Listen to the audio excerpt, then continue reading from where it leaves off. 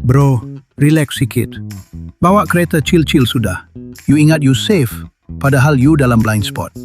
Number 1, belah kiri lori. Ini zone bahaya, bos.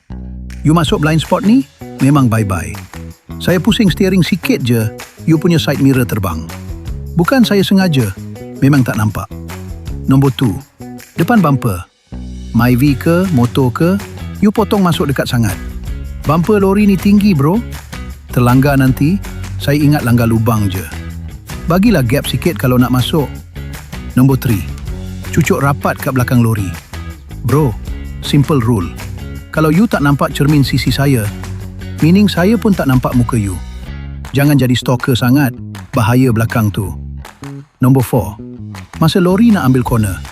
Kepala pusing kanan, ekor lori ni akan buang sikit gi kiri.